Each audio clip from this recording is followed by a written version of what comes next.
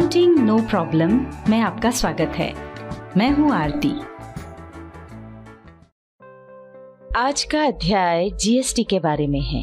इसमें आप जानेंगे जीएसटी क्या है, भारत में जीएसटी क्यों और कब लागू किया गया है, जीएसटी रजिस्ट्रेशन स्कीम क्या है, जीएसटी के अंतर्गत कौन कौन से डीलर्स आते हैं, जीएसटी कितने प्रकार के होते हैं, जीएसटी के अंदर कितने टैक्स स्लैब हैं इत्यादि।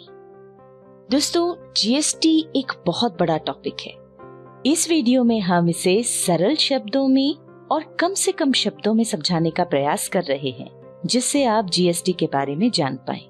पर ध्यान रखें, सरकार समय समय पर जीएसटी से संबंधित कुछ नए अमेंडमेंट्स यानी कि संशोधन करती रहती है।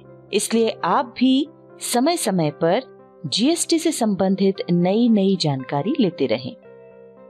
जीएसटी के बारे में समझने से पहले हमें टैक्स के बारे में समझना होगा कि टैक्स क्या होता है।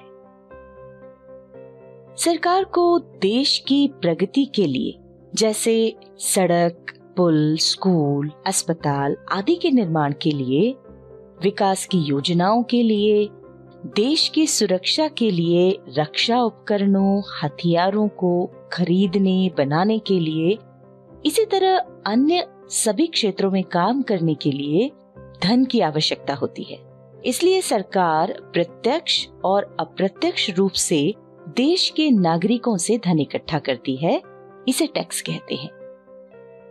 भारत में दो तरह के टैक्स लगते हैं, डायरेक्ट टैक्स यानी प्रत्यक्ष कर और इनडायरेक्ट टैक्स यानी अप्रत्यक्ष कर।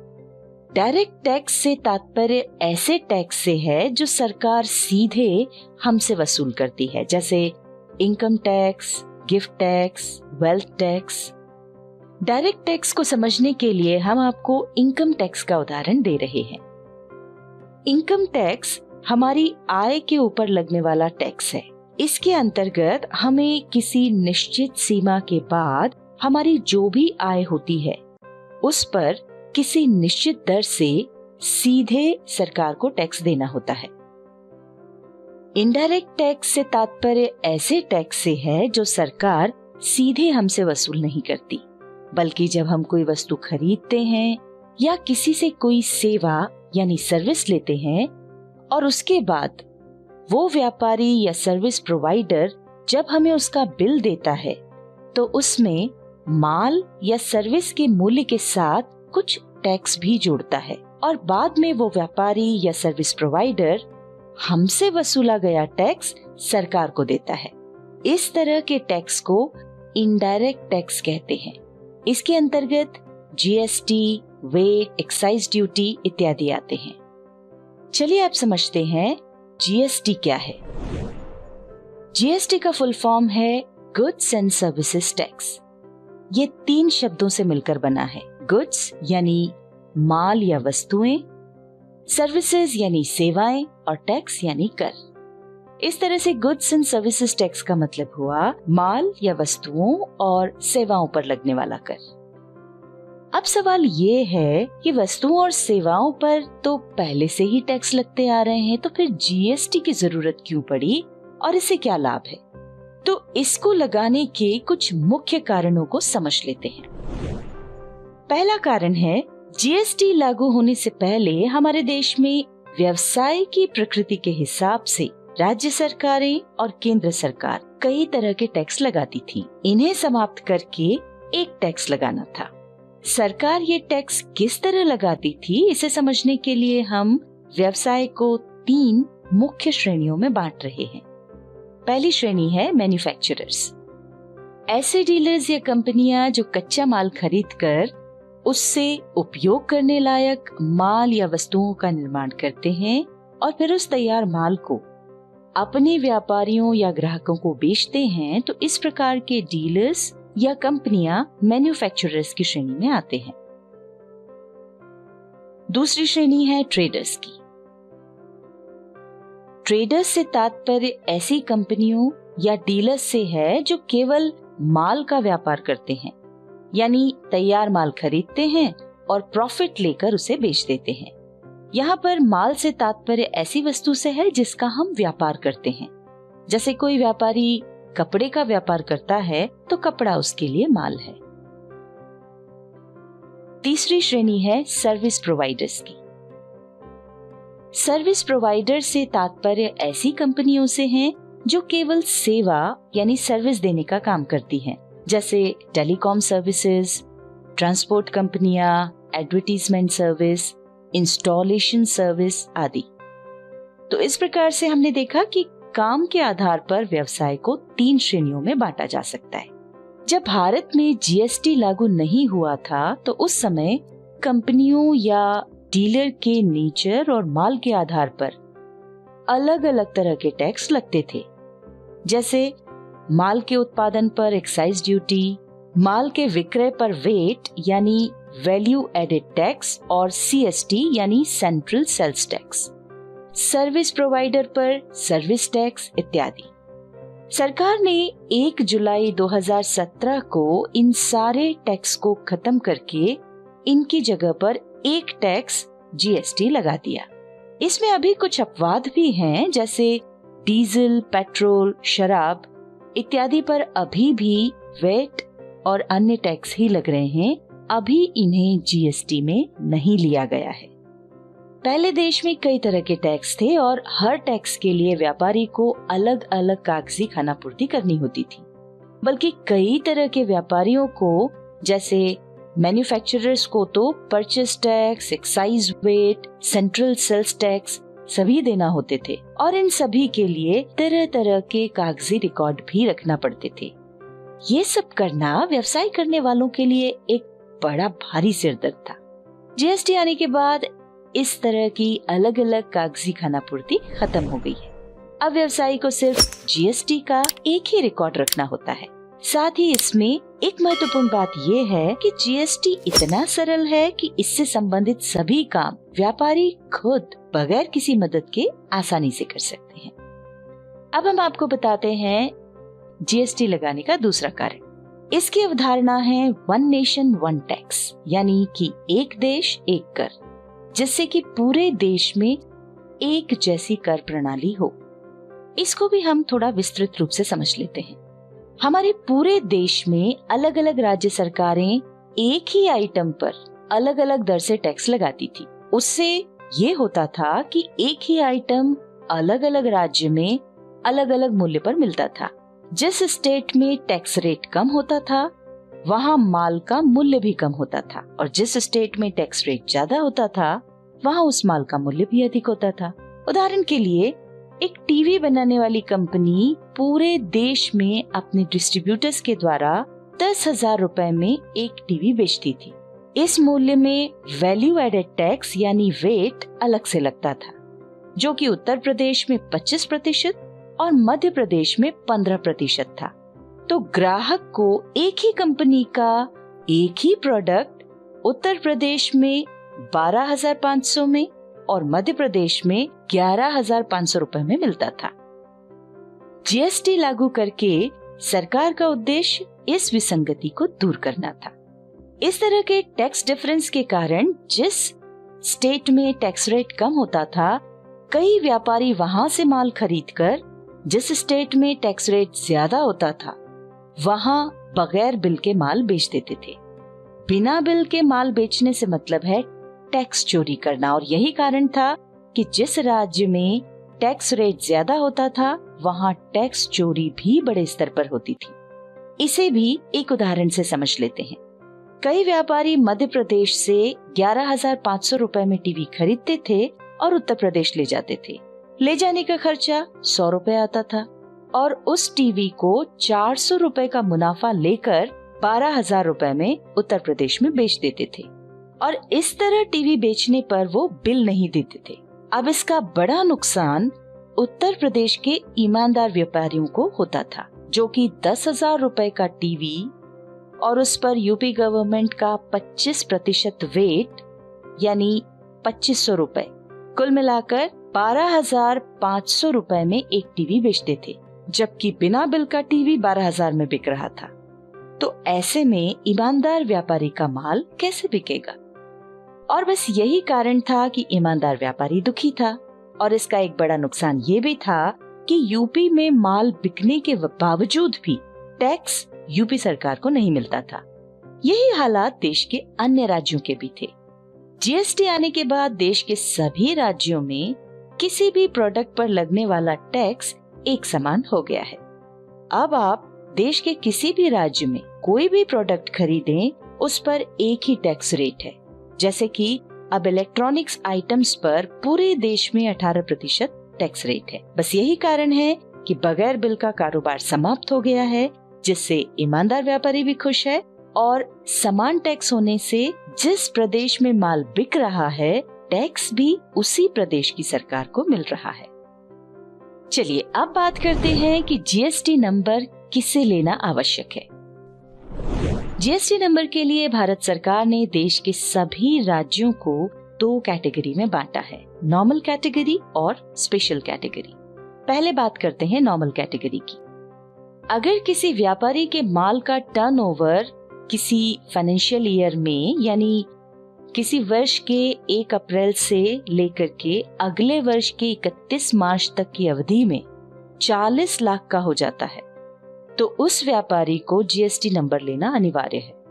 इसी तरह सर्विस प्रोवाइडर के लिए टर्नओवर की ये लिमिट 20 लाख रुपए की है। इसके अंतर्गत ये सभी राज्य आते हैं।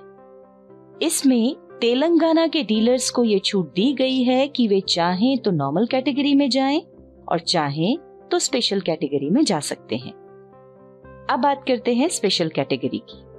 अगर किसी व्यापारी के माल का टर्नओवर किसी फाइनेंशियल ईयर में 20 लाख से अधिक हो, तो उस व्यापारी को जीएसटी नंबर लेना अनिवार्य है। इसी तरह सर्विस प्रोवाइडर के लिए ये लिमिट 10 लाख रुपए है। इसके अंतर्गत पुडुचेरी, मेघालय, मिजोरम, त्रिपुरा, मणिपुर, सिक्किम, नागालैंड, अरुणाचल प्रदेश और उत्तराखंड, ये सब राज्य आते हैं। अब यहाँ पर आपके मन में एक सवाल आ सकता है कि टर्नओवर क्या होता है, तो चलिए ये भी बता देते हैं। आपके व्यापार में किसी भी फाइनेंशियल ईयर में जो टोटल सेल होगा, यानी सभी तरह के सेल्स जैसे कैश सेल्स, क्रेडिट सेल्स मिलाकर, चाहे वो टैक्सेबल हो चाहे एग्जेम्प्टेड हो या अन्य किसी भी तरह के हों, इन सभी को मिलाकर उस वर्ष का टर्नओवर कहलाएगा। उपरोक्त लिस्ट में आप अपने राज्य का नाम और बताए गए टर्नओवर को देखकर ये निर्णय ले सकते हैं कि आपको जीएसटी नंबर लेना जरूरी है या नहीं। यदि लेना है तो किस कैटेगरी में। यदि आपका टर्नओवर जो हमने बताया है उसके अनुसार नहीं है और फिर भी आप जीएसटी नंबर लेना चाहते हैं तो ले सकते हैं। अब हम आपको बता देते हैं कि जीएसटी रजिस्ट्रेशन के लिए कितने प्रकार की स्कीम्स हैं। यदि आपको जीएसटी नंबर चाहिए तो उसके लिए आपको जीएसटी रजिस्ट्रेशन करवाना होगा।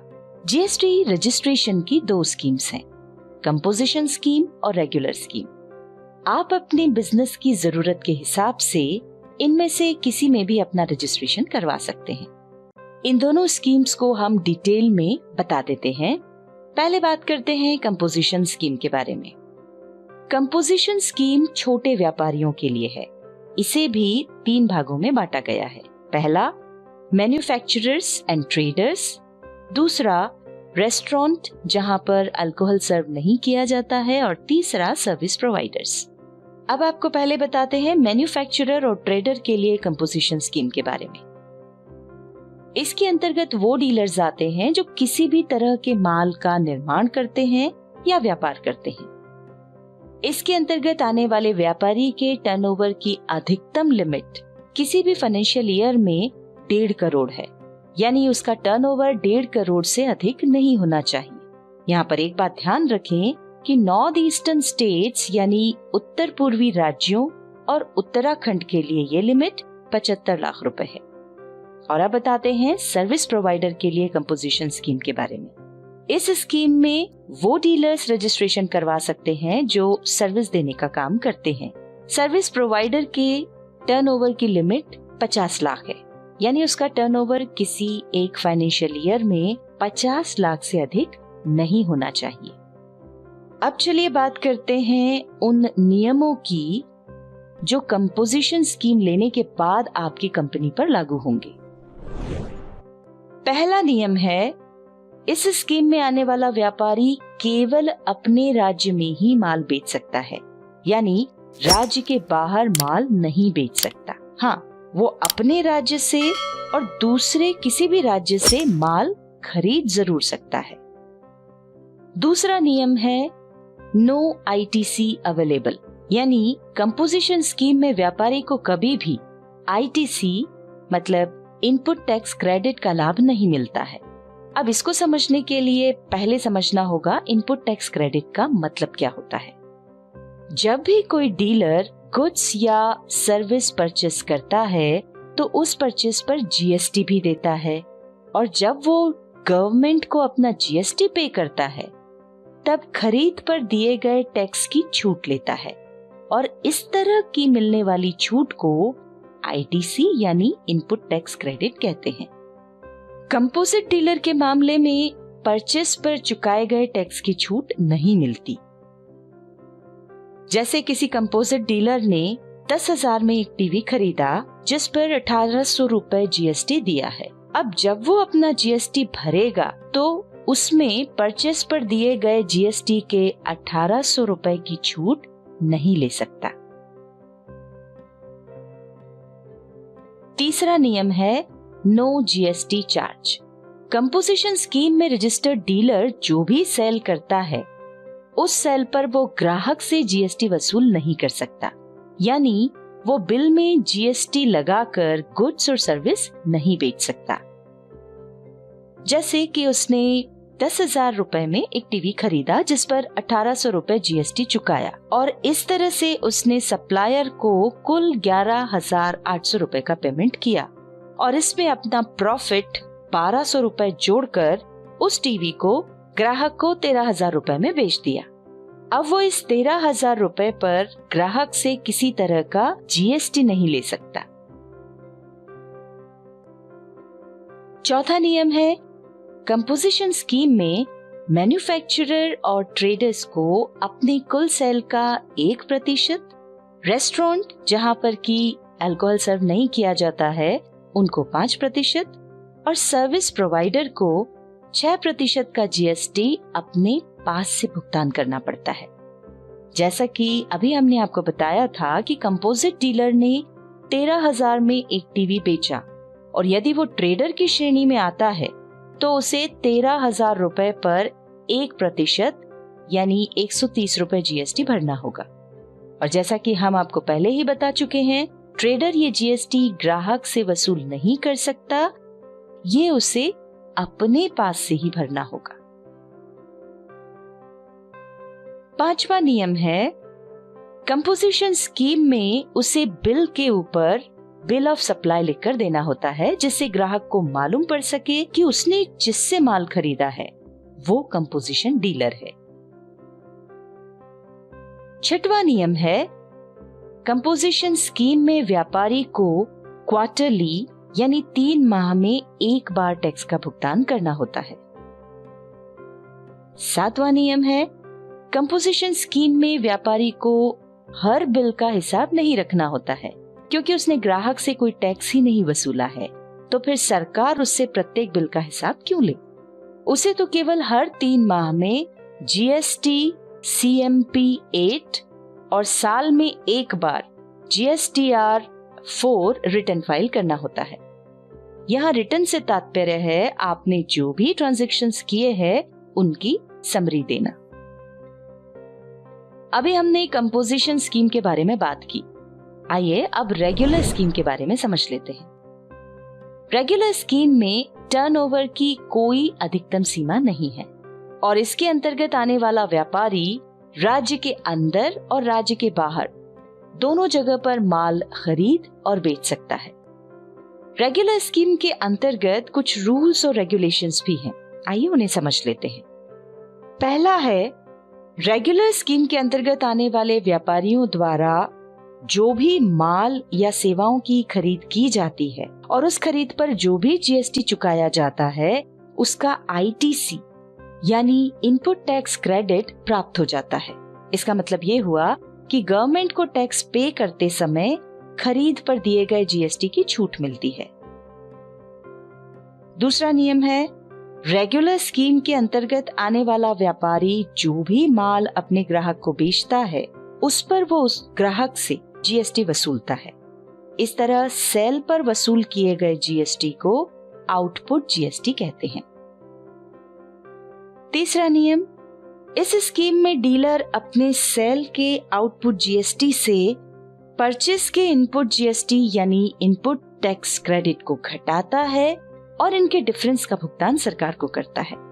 सरल शब्दों में हम ये कह सकते हैं कि वो अपने सेल पर वसूले गए जीएसटी में से परचेस के समय दिए गए जीएसटी को कम करके बकाया जीएसटी का भुगतान सरकार को कर देता है। इसे एक उदाहरण से समझ लेते हैं। मान लीजिए कि आप एक रेगुलर स्कीम में रजिस्टर्ड डीलर हैं और आपने एक टीवी 10,000 रुपए मूल्य का खरीदा, जिस पर 18% से 1,800 रुपए जीएसटी दिया, यानी टीवी के लिए कुल 11,800 रुपए का भुगतान किया। अब इस टीवी को आपने 10,000 के ऊपर 3,000 रुपए का प्रॉफिट लेकर 13,000 रुपए में बेचा, जिस पर ग्राहक से 2,340 रुपए जीएसटी भी वसूला, यानी कुल 15,340 रुपए लिए। अब इसमें 2,340 रुपए आउटपुट जीएसटी कहलाएगा और 1,800 रुपए इनपुट जीएसटी कहलाएगा और आपको इन दोनों का डिफरेंस यानी केवल 540 रुपए ही सरकार को देना होगा। इस तरह जीएसटी पे करने का फार्मूला हुआ output GST minus input GST is equal to GST payable. चौथा नियम है, रेगुलर स्कीम के अंतर्गत व्यापारी अपने ग्राहकों से जीएसटी अलग से वसूल करता है, इसलिए उसे सरकार को बताना होता है कि उसने किस बिल पर कितना टैक्स वसूला है, यानी उसे प्रत्येक बिल का हिसाब देना होता है। पांचवा नियम, रेगुलर स्कीम में व्यापारी अपने ग्राहक को जो इनवॉइस देता है उस पर टैक्स इनवॉइस लिखा होना चाहिए। छठा नियम है, इसमें प्रत्येक व्यापारी को हर माह टैक्स जमा करना होता है। और सातवां नियम, इसमें व्यापारी को कुछ रिटर्न्स जैसे GSTR 3B और GSTR 1 फाइल करना होते हैं। यदि व्यापारी का टर्नओवर 5 करोड़ से ज्यादा है तो हर माह, और यदि 5 करोड़ से कम है तो क्वार्टरली GSTR 3B और GSTR 1 भरना होते हैं। इसी तरह कुछ और रिटर्न्स भी हो सकते हैं जिन्हें अलग अलग कंडीशन के हिसाब से भरना होते हैं। यहाँ पर हमने आपको जीएसटी के रजिस्ट्रेशन की दोनों स्कीम, कंपोजिशन और रेगुलर स्कीम के बारे में बता दिया है। आइए अब देखते हैं जीएसटी के लिए डीलर्स को रजिस्ट्रेशन कहाँ और कैसे करवाना होता है। सरकार ने वन नेशन वन टैक्स के रूप में जीएसटी को लागू कर दिया है। साथ ही इस टैक्स की पूरी प्रक्रिया को आसान बनाने के लिए goods and services tax network बनाया है, जिसे शॉर्ट में GSTN कहते हैं। GSTN ने एक जीएसटी पोर्टल www.gst.gov.in बनाया है। इस पोर्टल पर डीलर्स स्वयं जीएसटी से संबंधित अपने सभी काम ऑनलाइन कर सकते हैं। इसके लिए उन्हें पोर्टल पर रजिस्ट्रेशन करवाना होता है। रजिस्ट्रेशन करवाने पर उन्हें एक जीएसटी आइडेंटिफिकेशन नंबर दिया जाता है, जिसे शॉर्ट में GSTIN कहा जाता है। ध्यान रखें, GSTIN यानी जीएसटी नंबर पैन कार्ड के आधार पर ही मिलता है। बिना पैन कार्ड के रजिस्ट्रेशन नहीं करवा सकते। जीएसटी रजिस्ट्रेशन के लिए आपकी फर्म जिस भी तरह की है, जैसे प्रोप्राइटरशिप, पार्टनरशिप, HUF या कंपनी, उसके नेचर के हिसाब से आपको डॉक्यूमेंट सबमिट करना होंगे। तो चलिए अब समझते हैं जीएसटी नंबर का फॉर्मेट कैसा होता है। जीएसटी नंबर 15 डिजिट का होता है, जिसमें आगे के 2 डिजिट स्टेट कोड होते हैं। जैसे कि हम मध्य प्रदेश के व्यापारी हैं तो यहाँ हमारा स्टेट कोड 23 आ रहा है। फिर ये 10 डिजिट हमारे पैन के होते हैं। 13वें नंबर का डिजिट हमें ये बताता है कि किसी एक पैन से कितने रजिस्ट्रेशन हुए हैं। 14वें नंबर पर जो डिजिट है वो ऑटोमेटिकली जनरेट होता है और लास्ट डिजिट को चेक कोड कहा जाता है जो एरर को डिटेक्ट करता है। चलिए अब हम आपको बताते हैं जीएसटी नंबर कितने दिन में मिलता है। जीएसटी रजिस्ट्रेशन के लिए ऑनलाइन अप्लाई करने के बाद आपको एक रेफरेंस नंबर दिया जाता है जिसकी सहायता से आप जीएसटी पोर्टल पर अपनी स्थिति देख सकते हैं। अगर जीएसटीएन यानी goods and services tax network को कोई आपत्ति नहीं होती है तो 3 से 4 दिनों के अंदर आपके ईमेल और मोबाइल नंबर पर GSTIN यानी जीएसटी नंबर जारी कर दिया जाता है। चलिए अब देख लेते हैं जीएसटी में कितने प्रकार के डीलर्स होते हैं। इसमें 2 प्रकार के डीलर्स होते हैं, रजिस्टर्ड डीलर्स और अनरजिस्टर्ड डीलर्स। रजिस्टर्ड डीलर्स से तात्पर्य है ऐसे व्यापारी जो जीएसटी नंबर लेते हैं यानी जीएसटी का रजिस्ट्रेशन करवाते हैं। इसके भी 2 प्रकार होते हैं। जैसा कि हमने आपको पहले बताया था, यदि व्यापारी ने रजिस्ट्रेशन करते वक्त रेगुलर स्कीम ली है तो वो रेगुलर डीलर कहलाता है और यदि उसने कॉम्पोजिशन स्कीम ली है तो वो कॉम्पोजिशन डीलर कहलाता है। अब बात करते हैं यूआरडी यानी अनरजिस्टर्ड डीलर की। अनरजिस्टर्ड डीलर उन्हें कहते हैं जिन्होंने जीएसटी नंबर नहीं लिया होता है, यानी कस्टमर्स या कोई बहुत ही छोटे व्यापारी। वैसे गवर्नमेंट इन दोनों को ही कंज्यूमर मानती है। अब बात करते हैं कि जीएसटी कितने प्रकार के होते हैं।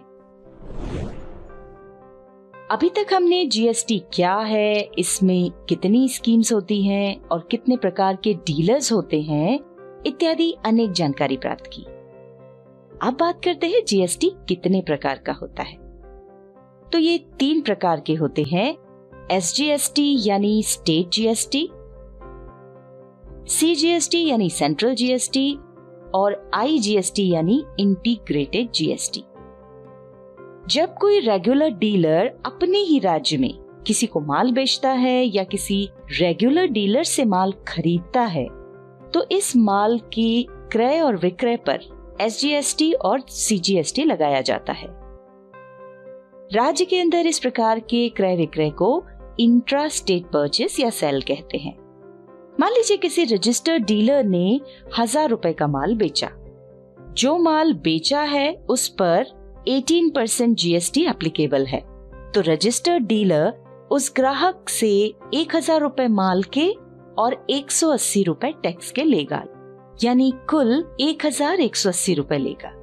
यहाँ पर एक महत्वपूर्ण बात ध्यान रखें कि अपने ही राज्य में माल बेचने पर इस टैक्स के 2 हिस्से हो जाते हैं, जिसमें आधा यानी कि 9% सीजीएसटी और आधा 9% एसजीएसटी में विभाजित हो जाता है। तो बिल इस प्रकार बनेगा, माल का मूल्य 1000 रुपए, एसजीएसटी @9% 90 रुपए, सीजीएसटी @9% 90 रुपए, कुल 1180 रुपए। कहने का मतलब ये है कि अपने राज्य में लेन देन होने पर जीएसटी का आधा हिस्सा स्टेट गवर्नमेंट के पास एसजीएसटी के रूप में और आधा हिस्सा सेंट्रल गवर्नमेंट के पास सीजीएसटी के रूप में चला जाता है। जो व्यापारी यूनियन टेरिटरी में आते हैं जैसे अंडमान निकोबार, लक्षद्वीप इत्यादि में, तो वो अपने सेल्स पर एसजीएसटी के बजाय यूटीजीएसटी लगाते हैं। इसी तरह जब कोई रेगुलर डीलर एक राज्य से दूसरे राज्य में किसी व्यापारी को माल बेचता है या किसी रेगुलर डीलर से माल खरीदता है तो इस माल के क्रय और विक्रय पर केवल आईजीएसटी लगाया जाता है। एक राज्य से दूसरे राज्य में इस प्रकार के क्रय विक्रय को इंटरस्टेट परचेस या सेल कहते हैं। मान लीजिए किसी रजिस्टर्ड डीलर ने दूसरे राज्य में 1000 रुपए का माल बेचा। जो माल बेचा है उस पर 18% जीएसटी एप्लीकेबल है, तो बिल बनेगा, माल का मूल्य 1000 रुपए, आईजीएसटी @18% 180 रुपए, कुल 1180 रुपए। ये जो आईजीएसटी है वो सेंट्रल गवर्नमेंट के पास जाता है और बाद में सेंट्रल गवर्नमेंट उसके 2 भाग करती है। एक वो खुद रखती है और एक भाग उस स्टेट गवर्नमेंट को देती है जिस स्टेट में वो माल बिका है। चलिए अब बात करते हैं जीएसटी के अंतर्गत आने वाले टैक्स स्लैब की। कौन सी वस्तु पे कितना टैक्स लगेगा, ये निश्चित करने के लिए सरकार ने जीएसटी के अंतर्गत आने वाले गुड्स और सर्विसेज पर उनके उपयोग के हिसाब से उन्हें अलग अलग समूहों में बांटकर टैक्स रेट निश्चित किए हैं, जिन्हें टैक्स स्लैब कहते हैं। सरकार ने जीएसटी के अंतर्गत 0%, 5%, 12%, 18% और 28% के टैक्स स्लैब निश्चित किए हैं। 2 चित्रों के माध्यम से हम आपको बता रहे हैं कि सरकार ने कौन से आइटम्स पर कितने प्रतिशत टैक्स लगाया है। यह है पहला चित्र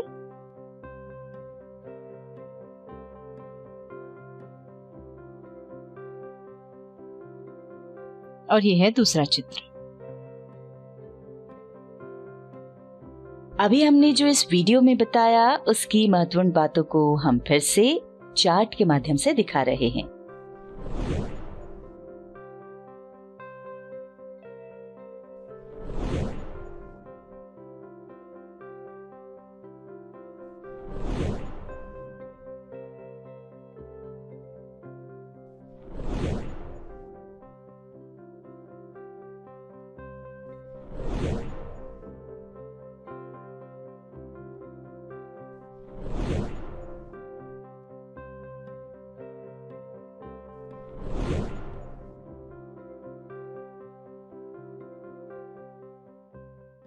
आपकी सुविधा के लिए इस वीडियो का पूरा पीडीएफ हम इस वीडियो के नीचे डिस्क्रिप्शन में दे रहे हैं।